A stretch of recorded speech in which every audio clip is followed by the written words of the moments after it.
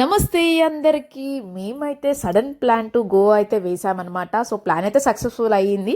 So evening అయితే bus ఉందన్నమాట మాకు. బట్ ఎవరైనా ఏదైనా ప్లాన్ చేసినప్పుడు, ఏదైనా ట్రావెల్ చేసినప్పుడు మెయిన్గా ఏం ఆలోచిస్తారు, మనం ప్యాక్ చేసుకున్నామా లేదా క్లోత్స్ అని ఆలోచిస్తారు. కానీ గర్ల్స్ మాత్రము రెండు ఆలోచిస్తారు. ఒకటి ప్యాకింగ్, ఇంకోటి సెల్ఫ్ మేక్ ఓవర్.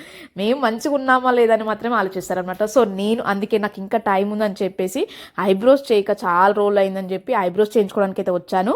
పనిలో పనిగా నేను హెయిర్ కట్ కూడా చేయించుకున్నాను అనమాట. నాకు మొత్తం డ్రై అయిపోయింది హెయిర్ కింద, అలాగే స్ప్లిట్ ఎండ్స్ వచ్చాయన్నమాట. సో అందుకే కొంచెం ఇక్కడికి వచ్చి హెయిర్ మేక్ ఓవర్ అలాగే ఐబ్రోస్ అయితే చేయించుకున్నాను. సో ఈవినింగ్ అయిపోయింది. సో బస్ కాడికి అయితే వచ్చేసామన్నమాట మేము. సో ఈ బస్లో మేము అయితే గోవా వెళ్తున్నాము. సో నాకు గోవా ట్రిప్ మొత్తం ఆల్రెడీ నేను 2 వీడియోస్ నేను ఆల్రెడీ రిలీజ్ చేశాను. ఎవరైనా మిస్ అయితే మాత్రం ఖచ్చితంగా వెళ్ళి చూసేయండి.